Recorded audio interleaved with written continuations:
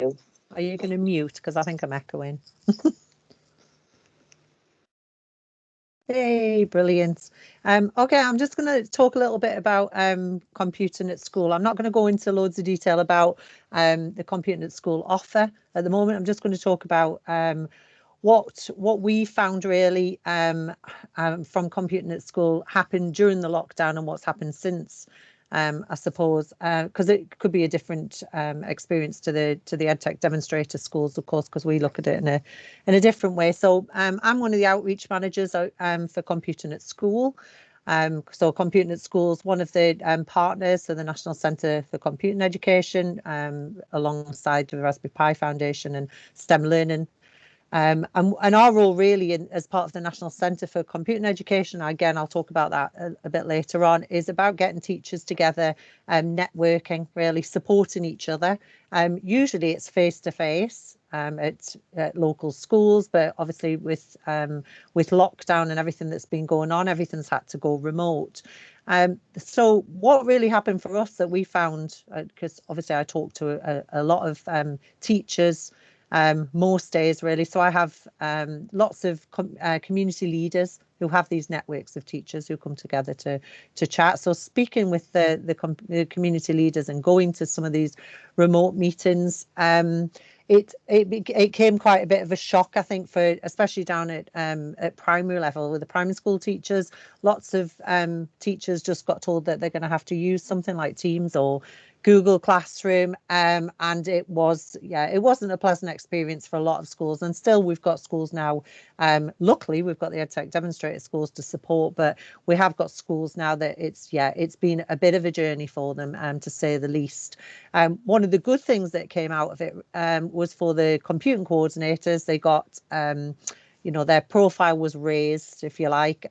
So that, unfortunately, they still had their own classes to sort out, but they became the expert really for the remote learning platform. And we're talking, primary school teachers with full-time classes, having to sort out all the teachers at school and get people up and running. Again, this is just experience from talking with people over lockdown. It did range from school to school on what schools were expected to do. So people on the call here, you probably got a different experiences, but we've had some schools whose SLT wanted them to go everything remote from the beginning. So 9 o'clock in the morning till 3:30, reception right up to year 6 using something like Google Classroom. And then we had some schools that were somewhere in between. So once they got themselves up and running a little bit, their SLT would be asking them to do maybe English or maths lessons, so a bit calmer. And then we have had schools that actually still haven't, they didn't do remote learning, I suppose, like sort of live lessons, if you like. And just coming on to that as well, live lessons. Again, it was a mix down in primary, really. We found some teachers were doing live lessons, some were told not to, some just put work onto things like Google Classroom. So it was a mix over lockdown. I think from a primary school point of view, the primary school teachers are happy to be back with their children face to face. It's a degree of normality for them in a way. Still, that I've found from speaking to teachers, there's still this blended learning because we don't know where things are going to go in 2 or 3 weeks, how many bubbles are going to be burst, and we're going to be back to having children at home. But in all, really, I think it's been quite an experience for teachers. But in terms of upskilling, I think it's from speaking with teachers, it's been a good thing. Of course, they weren't expecting it, but it has been a good thing. But that's my sort of input really from the teachers that I speak to from computing at school. Thank you. Giles, you want to talk? So it's just if we dip into some of the facets of it, I've written down some notes that just recently thinking about talking about what skills were found by teachers then. It's been an incredible time for teachers understanding technology and being forced to do it. And there's so many, across our trust, it's amazing. I talk to people about certain teachers who we felt, we've seen them do things that you never ever thought they could, and there's certainly a lesson from that in terms of like expectation of what you think people can do, I guess. But it's interesting, the the focus has been on learning platforms so much because of people being remote, and for me, primary education is probably the area where that kind of blended approach will in the end have the least sort of future relevance, because in general, parents want to put their children in school at primary level, and the children take less charge and independence over their work. Okay, and that's just part of them growing up. That's just part of the way it works. But in terms of where the learning platforms go, I was just using one today in the classroom, but it's Google Classroom, and that's pivoted to being a kind of classroom communication tool. And the main thing I wanted to be able to do was get a document over to all of the children so they could work on it. And so it was very similar to the remote setup, but I was just doing it there, right? And so that's somewhere where it retains itself. And also we are now structuring all of our homework around learning platforms, and encouraging that across the trust. And I think that's a key part that a lot of schools will hopefully be employing to then keep the momentum going with it. So I don't know if you've got anything to add into that. Me. Anyone? Yeah, no, I totally agree, and I think you're right that things like homework. I think some things are going to stay. Some of the good things from it are going to stay. So things like homework, there was things like parents' evenings and stuff like that has worked really, really well. And I don't think again from talking with people that they're probably going to go back to anything like face-to-face with parents' evenings, because it just works so well. But yeah, hopefully schools are going to take all the good bits, like you said. Yeah. Nicole, do you want to jump in? Yeah, and I think that's when this conversation starts to really move direction and starts to question where we are in education, and about I don't think there is any kind of normal we've worked out with any of the schools in England at the moment, because it changes classroom to classroom, parent, family, what you're trying to teach, the means you're trying to do it, the infrastructure, the broadband, the devices. So I think there's now a little bit more of an understanding about the lack of consistency that's out there. But what I'm quite interested in, where the schools have had to upskill and resource themselves better, that where that continuation of just best practice teaching will happen, but integrating technology into that. And I think something that's been really evident at primary level, looking at a range of EdTech tools, is that some of them meet the purpose and some of them don't. And part of the EdTech Demonstrator Programme, with helping schools become more confident with tech, is that they're actually able to reject certain tools and make it work for them much better as well. So I think there's a real kind of mixture of evolution of where we're going, but also a question of the kind of the science and the art of teaching as well, which is I think really, really exciting. It's fascinating to think about. I mean, one of the things I'm really passionate about working with children in mostly in Key Stage 2 is for them to develop a sense of how to write digitally. Okay, and it's a very different skill to writing with a pen and paper, in terms of your motor skills, but also in terms of what you can do on the screen. And it's fascinating to see how this is a sort of area that I don't think has really received the sort of mature debate that it needs in terms of like, when is an appropriate place to nurture those skills for children? Are they really important skills for them to have? Well, yes, but when do you start really pushing them? And when, for certain children who it's, you push them towards that approach, and for them it looks like a real route forward, because they're perhaps not that strong at expressing themselves in handwriting. There's children in this school that I'm thinking of, in conversations I've had with teachers, and they go, it's a real sort of shines a light for that child. But then you go, all right, but is it okay? are we sort of crossing the boundaries of, you know, there are these staunch traditions in school to do with handwriting and everything, and I personally think like a balance between skills is where you need to be. I'm certainly not one of those people who says, yeah, chuck all handwriting in the bin because I'll never do it again. It feeds into all sorts of design type work as well, and just general, you know, dexterity with tools. So there's a whole area there, and I have looked into some of the research around it, and it's a bit scant, really, if I'm honest. It's really scant. And just to kind of jump in on you, I've done quite a lot of work in this area. So I've done work in terms of inclusion and looking at motor skills at early years and through, and the differences with ossification of bone development in children, which do differ with boys and girls. And there's a 2-year gap between them, but they all kind of catch up at about 6, 7. So the ideas around cursive writing and tight motor skills make sense to develop, just in terms of, you know, development, let alone sort of the communication skills. But the other thing that I think technology does award is it allows you to encapsulate the student voice in a much more, you know, a much more diverse way. So, you know, you can capture, obviously a lot, you know, much more easier. You can capture what they're doing really well with early years when you're looking at observations, for example, which can be quite hard if you're doing when there's lots of children around. But if you're recording something and you've got that time to reflect afterwards, that can really help your practice.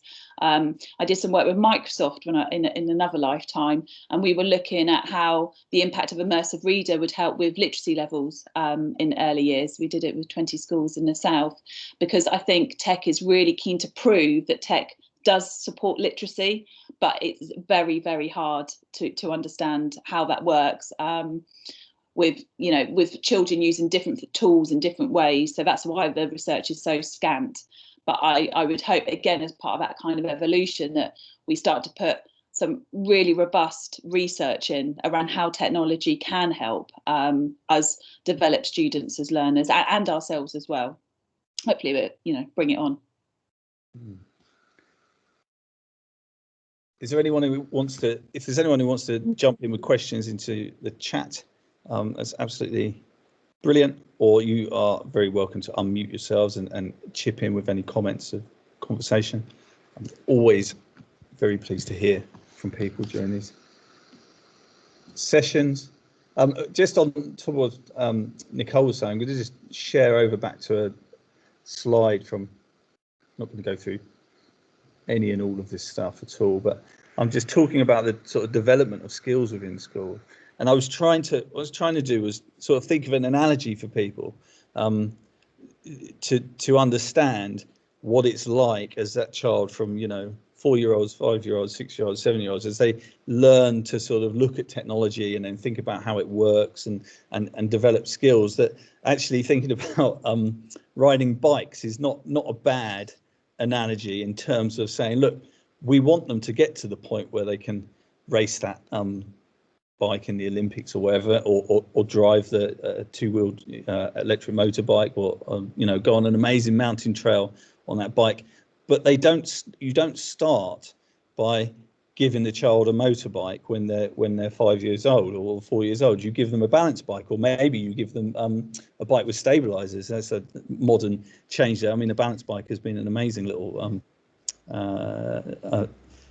tool for children to gain independence, and it's all about choosing. For me, the technology tools that you choose in the classroom have got to allow children, however young they are, to have a certain level of independence over what they're doing. And if the tools don't have that, well, the lesson is really a total nightmare for everyone involved, because they need so much support. So there is so much EdTech out there that is sort of sold to schools or pushed at schools by those big companies. And actually, a lot of what I do and a lot of what we'd like other schools to do is to say, you know, that's not going to work for us, but this thing does, and this thing does, and this thing does. And it does seem to be, you know, it's really great. It seems to be emerging. You know, the companies, the true kind of EdTech products seem to be getting sort of stronger and stronger and finding those little niches. And so that's lovely to see. So I thought I'd just chuck that in there. I don't know if it's a good analogy or not. It's probably better. I think it's a good one. And then what I was going to say as well, what's been really interesting doing the EdTech Demonstrator Programme is actually one of the things we've been able to do is a peer-to-peer response is really personalise the offer. So when people have come in, and it might be we want to start talking about the offers now as well, what we've been able to do is where a school has wanted support in a particular area, either learning how to use that tech, as you say, Giles, or actually quality assuring the tech that they've got meets the purpose of either remote education or blended teaching or mobile learning, or whatever you want to kind of call it for that. I think that's been really important with this, and where in the UK in particular around EdTech, it hasn't kind of disrupted the sector as much as people had wanted it to. We've now started those kinds of debates and started to see where education could go. And I think a lot of schools don't want to belittle the training and the learning that their staff have. And I've spoken to, many school leaders and teachers who want to keep going and would never look back on what they did before, in the olden times before COVID. But not everyone feels like that. And I think that's going to be an interesting way forward of how a consistent approach is seen across, the sector as well. There's certainly I've called it a Luddite period, and it kind of began on that Monday when people went back, and I'm very much kind of happy to join in with that, especially with the sunshine out today and people to just say, look, we're all in the mood, talking to you on video call now, but everyone's in the mood for sort of putting it aside and rediscovering, the other parts of life a bit, aren't they? Yeah. And so there needs to be that push back to there, and then a balance found in between. Gareth, you put your hand up. Well, just listening to where the discussion's got to so far, bear in mind there's 6 people on the call. It would be really nice to hear from the different people what things about the tech experience they've had for teaching over the last year they've really hated, what they've really enjoyed, and what they would like to carry forward going into the future. And you can always put it in chat. People don't feel you have to unmute and put your video on or anything. But yeah, that would be really useful. I do find it so fascinating in the webinars and chat rooms and things, the etiquette that's emerged in terms of people's attendance and what have you. And another one I've noticed is it's just talking about video generally, whether it's recorded videos from webinars or stuff you use in the classroom. Again, that area, I would hope people are getting more and more maturity about like what is useful and what isn't. I was using a 4-minute video in this class today, and I used the same thing last week, but it was a brilliant clip up on the board. There it is, and it's doing a job for me because there was so much information in there that I can convey in those 4 minutes. And yet it then fed into the lesson, I think, well, but then sometimes people will say, the webinar, is it being recorded? Oh yeah, it went on for an hour and a half, and you go, all right, is it useful for you? Is there a transcript? Are you going to be able to jump in there? And, do you know what I mean? It's that kind of understanding of timely communication being the thing that's people are after. Yeah, and especially at the end of the school day at 4:30. And also I can't see chat, so I'm not sure everybody can write in chat. That was my great idea. Well, there's been a contribution from Kay so far, who said she liked the support staff have had to embrace tech much more, which has built confidence. Brilliant. Which is great. We've done quite a lot of work around assistive technologies to support teaching assistants and SENCOs, because I think where SEND has been maybe a bit more of a bolt on, the use of accessible tools has not only helped unlock learning for a lot of students. Actually, a lot of the teachers have seen the advantages of using those accessible tools like immersive reader, like using subtitles on television, for example, which I've even seen commercials about recently, which is great. I think the technology should be designed for everyone, and that's the kind of social model of disability, isn't it? So it's great to see. And we've had National Star as one of the demonstrators down here in the Southwest who have done amazing work around accessible technology. They've recorded everything. I'll put a link in a moment, which looks at everything from you know, your voice to text, or your more specialised send work around therapists to mainstream teachers and support staff as well. And I've learned an incredible lot from Neil Beck, who's been a project lead there over the last year. So I'll pop that in. Interesting. Kay Long saying that staff are so busy coping with the tech that use of tech with children hasn't progressed at all. That's sad to hear, but understandable. I guess the thing I would say about tech setups in school, back in school, is that, you know, you really are looking for those systems that can be the most transparent in terms of access for children. So child picks up the device, logs in, no problem, password sync up, shut the thing when the bell goes, off you go. And that type of approach is possible, and we have built towards that, and gladly we're kind of, in a number of our schools, we've got that sort of system working. I know out there across Britain that's not really the case. All right, we've got this hodgepodge of systems, and we've got overly complicated logins, and we've got internet filtering that can get in the way, and internet connections that kind of, oh, it's on, oh, it's off, and all that type of stuff. And that really needs to be prioritized. And there's so much to think about that. And it has to be said, from talking to schools across the past year, you get such a mix of tale about the IT support that schools get, and it can't be said, yeah, it's 100% brilliant all the time, right? And there's what we want to do is get the schools being bolder and saying, well, look, they've got it like this, they've got it like that, so can you do that for us, please?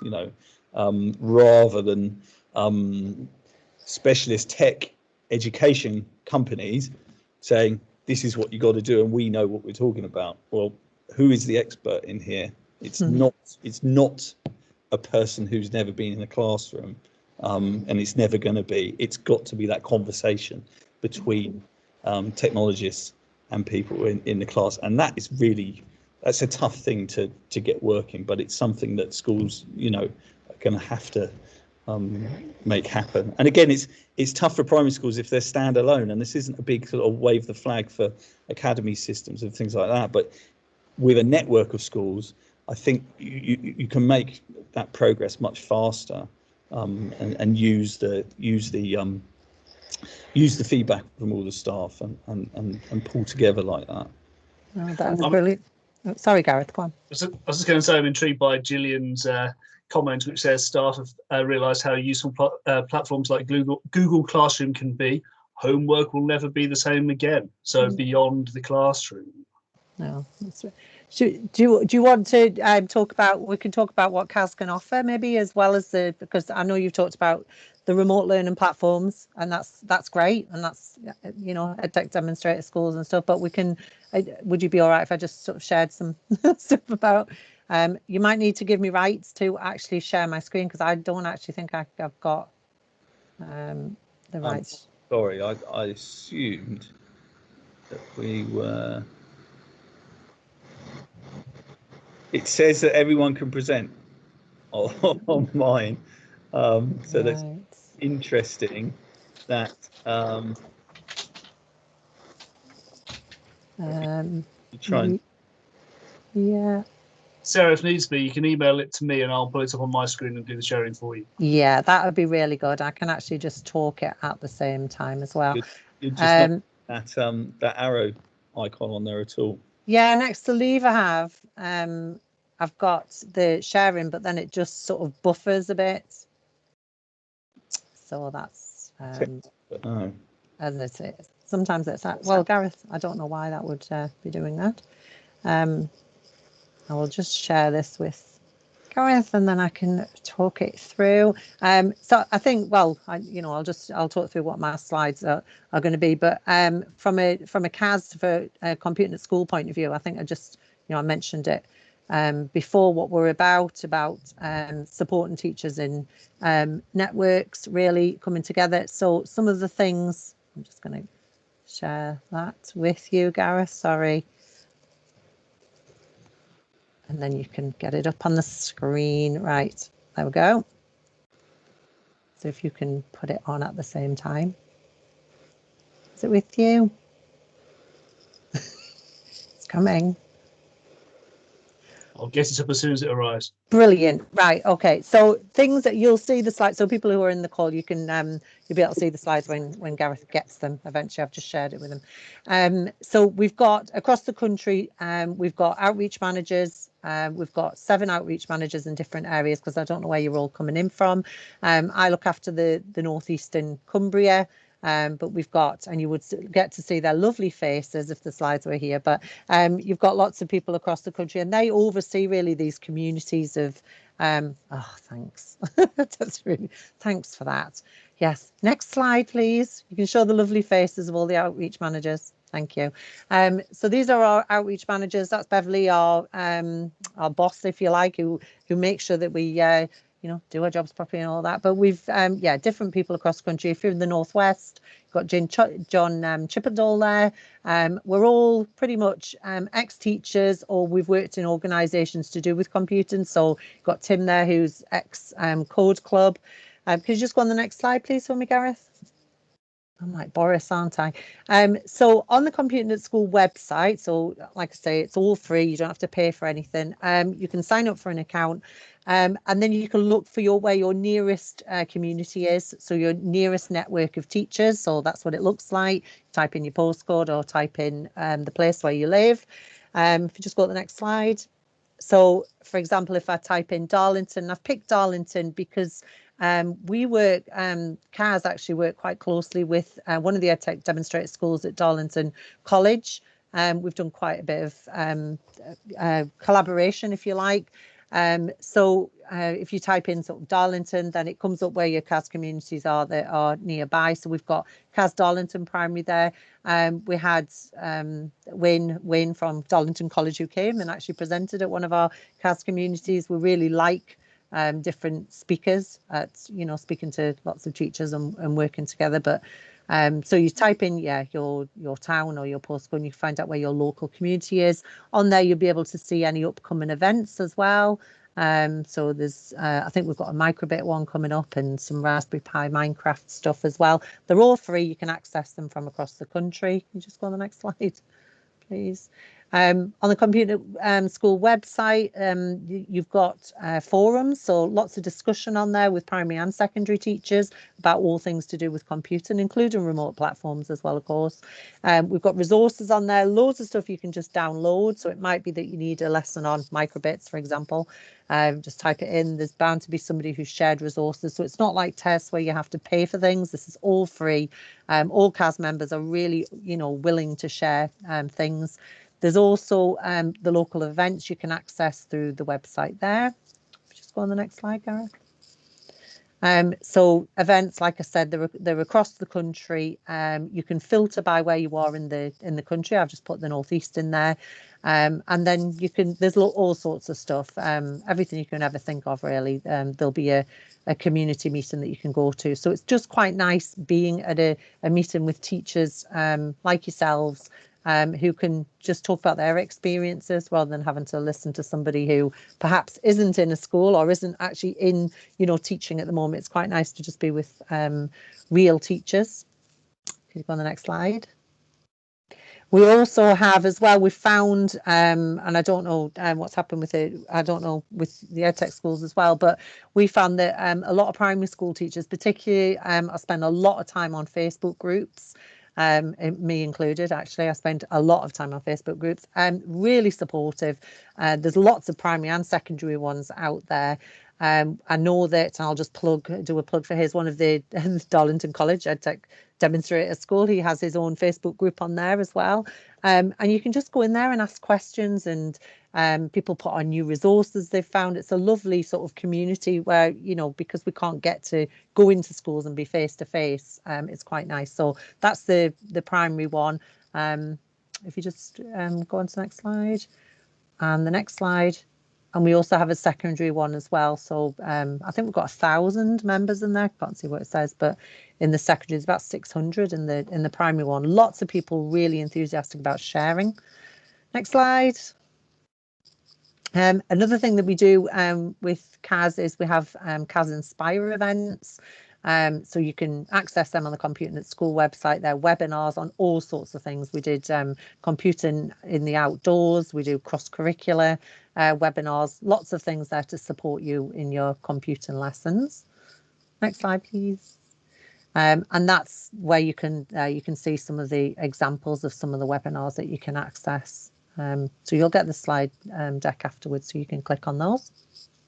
Thank you. So I briefly mentioned at the start about the consortium, the National Centre for Computing Education, and the different organisations.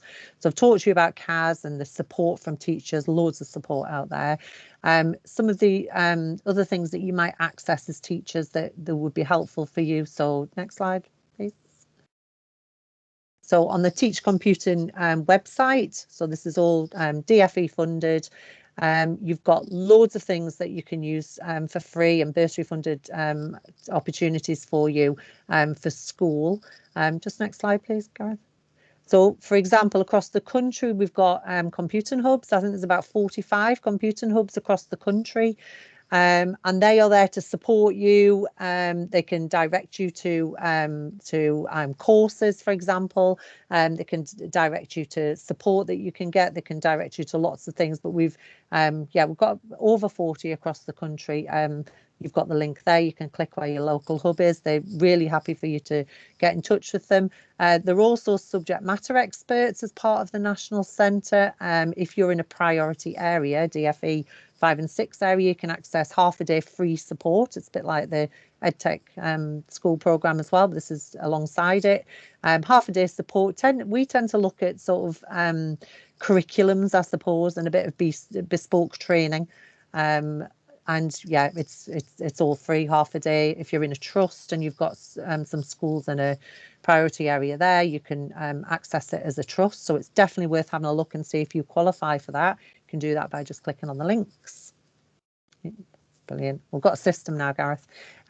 Also, there's courses as well. So free online courses. They're by Future Learn, but they're free, part of the National Centre.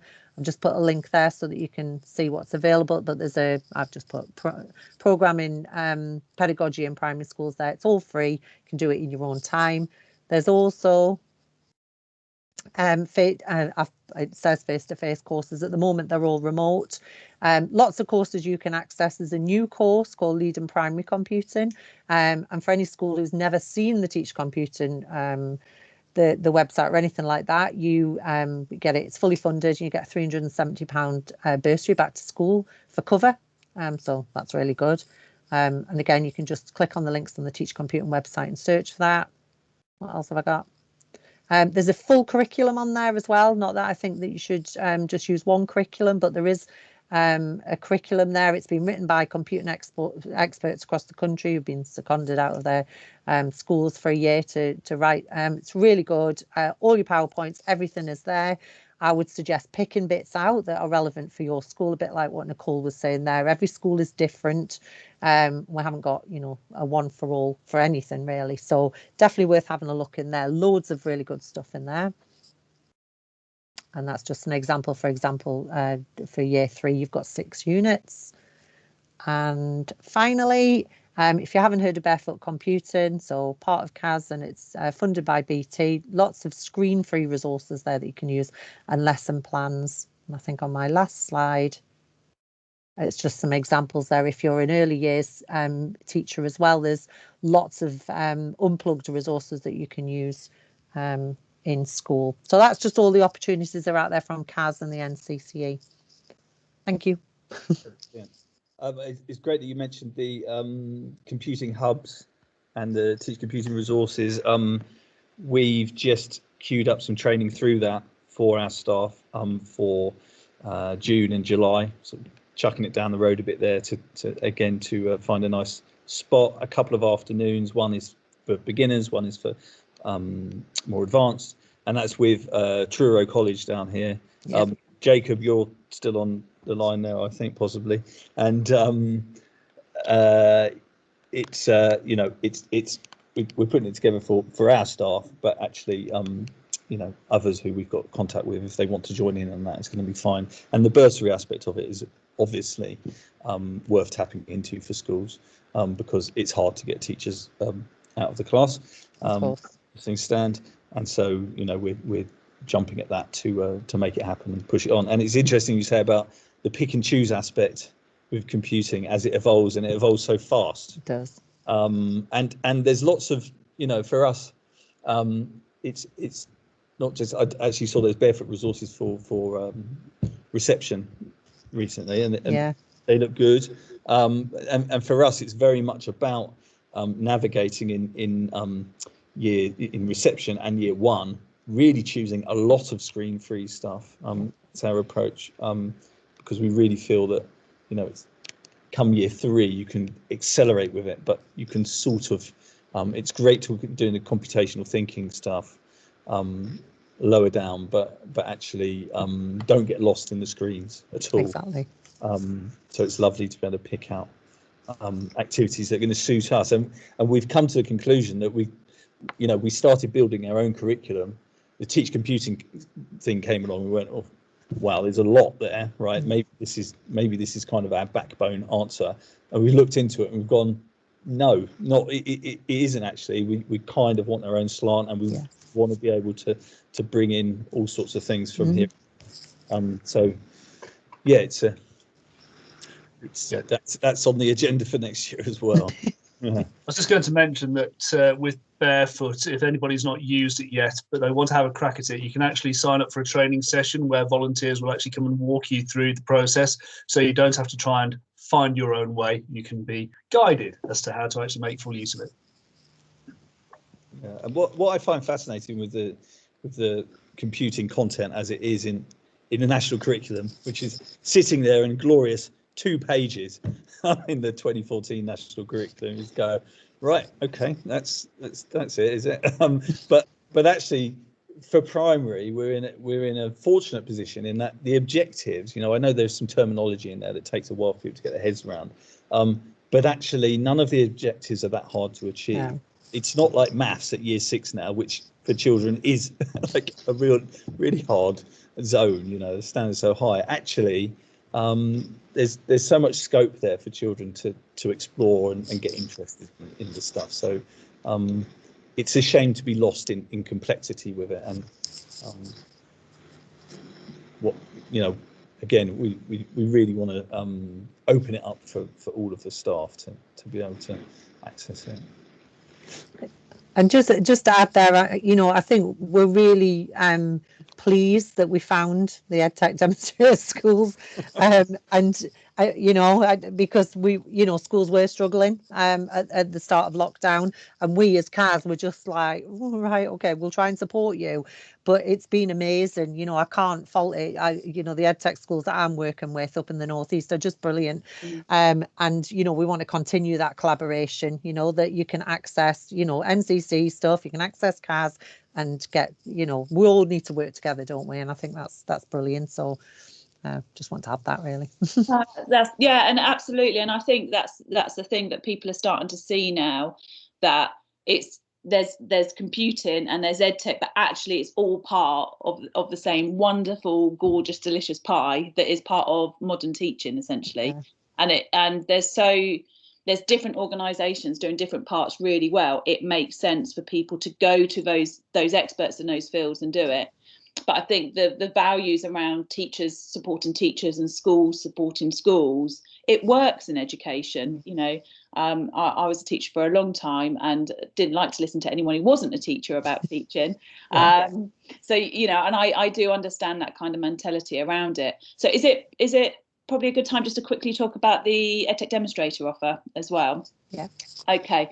So what I'll do, I will just share my screen and hopefully it will work this time. Okay, and what I thought I would do, I've just got a quick 1-minute video that I thought I might show, so there is a little bit of time for the EdTech Demonstrator Programme is designed to help schools and colleges with support for remote learning, powered by a national network of demonstrator schools and colleges. The programme is particularly designed to support remote teaching and learning using online platforms, sometimes called virtual learning environments or learning management systems. The advice and guidance will support effective communication between teachers, pupils and parents, tips about how to ensure digital and online safety, focuses on the well-being of teachers and pupils during remote teaching, and improves accessibility so that pupils with special educational needs have fair and equal access to the curriculum. The demonstrator schools and colleges will provide facilitated support through continuous professional development. This will focus on supporting the effective delivery of remote teaching practices to a number of qualifying schools and colleges in need of more intensive support, such as those schools with a high proportion of vulnerable or disadvantaged children. They will offer packages of support ranging from guidance, online tutorials, webinars, and recorded content. So let us know if you're interested in learning more about the Demonstrator Programme and how we can help you by completing the online form on the website. We'd love to hear from you. Like the jazzy background. You know me.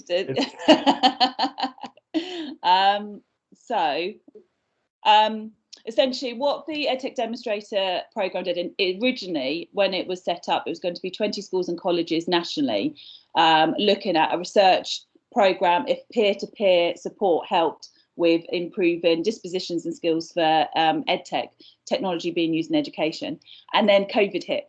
So the programme quickly turned into a delivery programme. I've sometimes joked we should have had a little blue light on our laptops, and we expanded a couple of times. So we've now got about 50 schools and colleges across England that are basically, there's a couple of ways that people can get the support.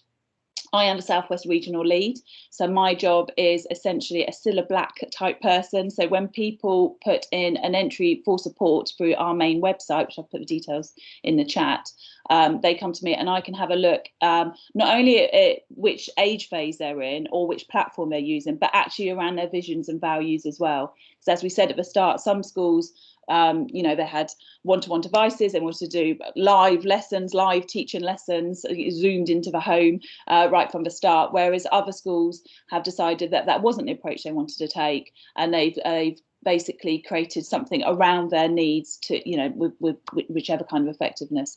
So that's been the job of me, speaking to the support schools, finding out what they wanted, and then matching them with one of our demonstrator schools and colleges. And Giles is here as programme lead of one of our demonstrator schools. And what's happened once Giles meets those people, for example, is basically between the two organisations to work out. So in some instances, a one-off conversation will be enough, signposting of existing resources.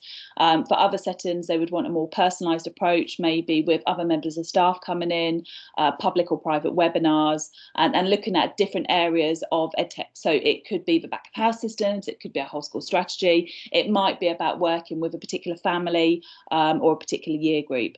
And that support has been offered free because it's been funded by the DfE. And it's been up to 6 weeks of intensive support. So we have just done our first year. We're just coming to that, which is what the pivot is about. And going forward from April, the Education Endowment Foundation are being brought in to partner to look at how consistency can be brought in. There'll be a diagnostic tool that is also being used, which is being tested at the moment, to look at how we can bring everyone to a certain standard. We don't have the details of exactly what's in that at the moment, but that will be shared in April. And the delivery programme that we've been doing has been evaluated by the University of Sheffield Hallam. So again, those results have been brought in with the first phase of data, and we'll be looking at that going forward. And to date, we've had over 4,000 inquiries to the main website, some of those by individual schools, some of them by trusts and local authorities. And I believe we've worked with around 11,000 schools in the last year, which has been pretty phenomenal. And I don't think the team has has had time to breathe.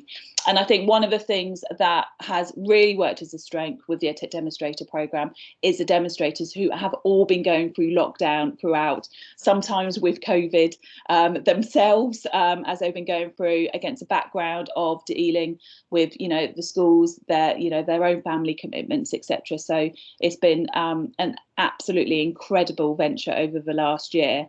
And we're very keen for it to continue and support more schools going forwards. And what I'm really pleased about with the relationship with CAS is that we don't deliver support directly around a computing curriculum, but that's something that we want to bring into the demonstrators and share the love to help more schools out there. So it's been an absolute delight that we could come together for this webinar and give everyone a little bit of a taste of what we're doing. Thanks, Giles. Thank you.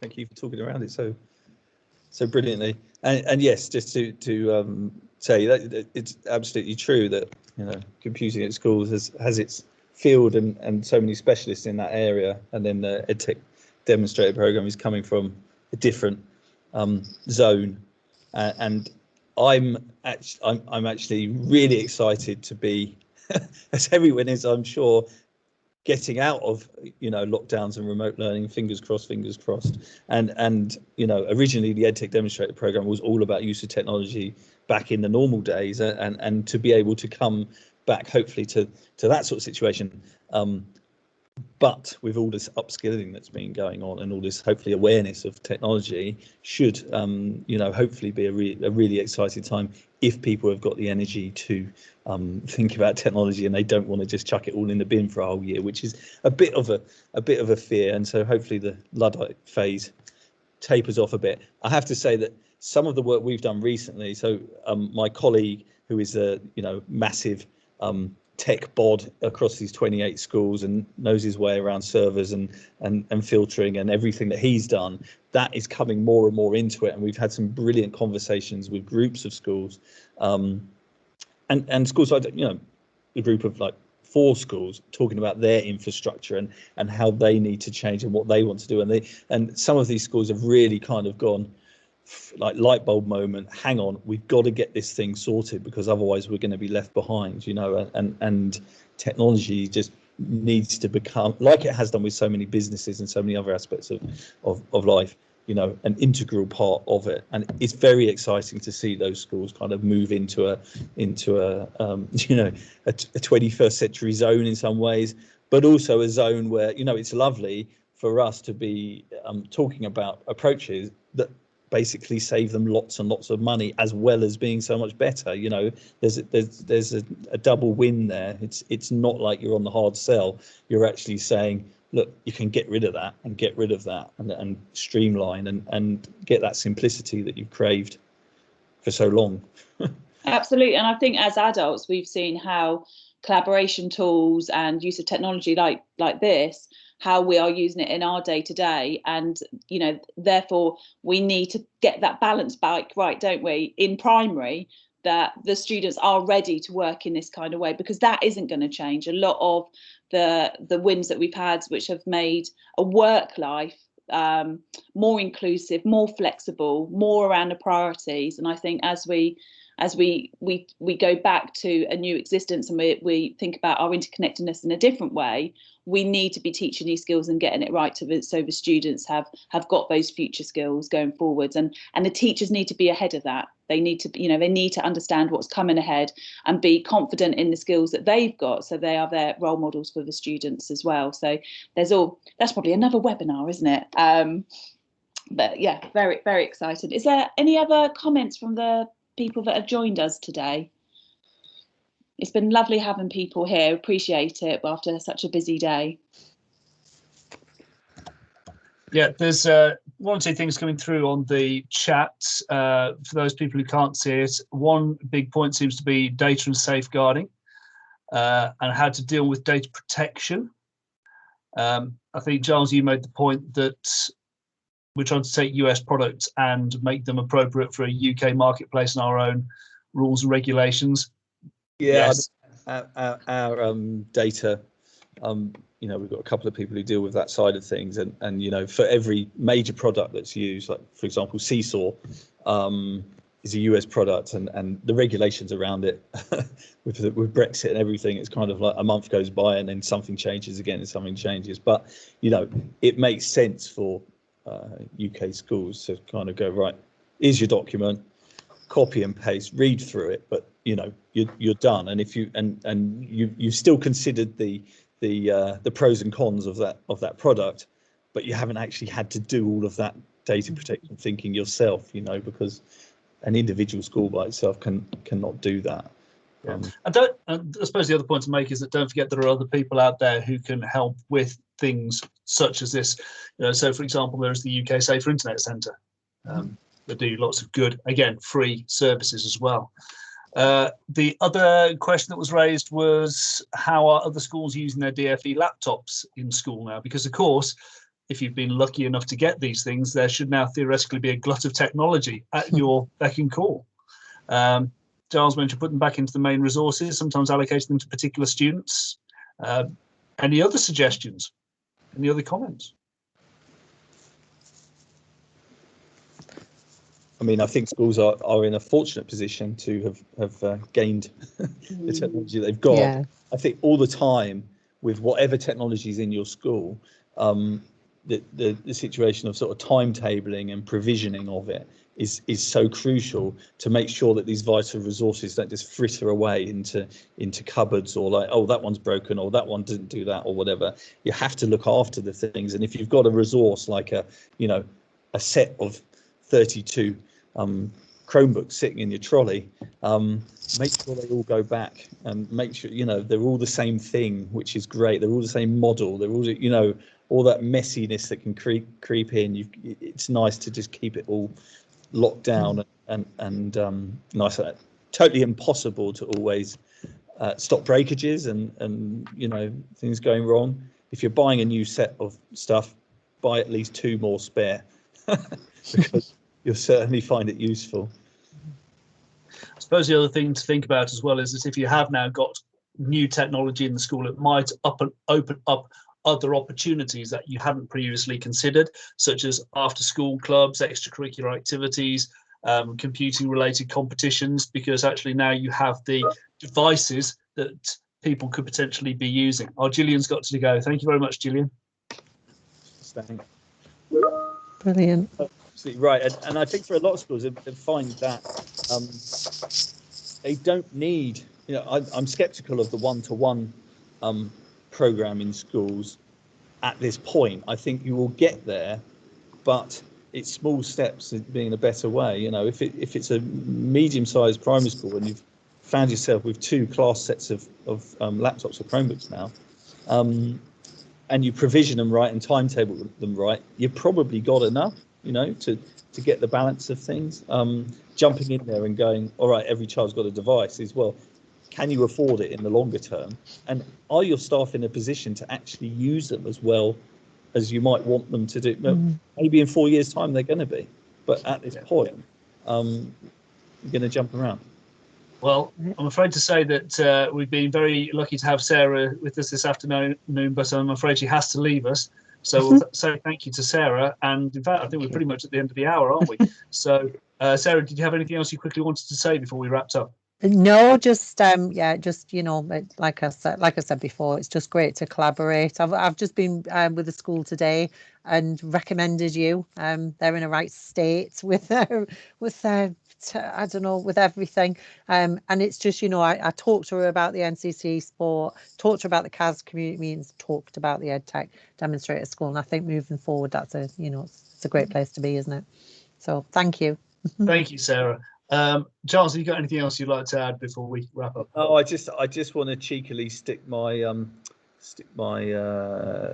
landing page from my email campaign in there if anyone wants to keep in touch, or I'll just let me chuck my Twitter handle in there, and then if you want to be in touch,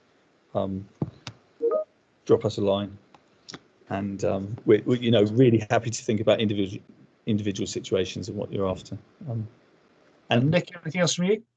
No, just to say, massive thank you. Lovely working with you guys at CAS. Giles, thanks a lot for hosting.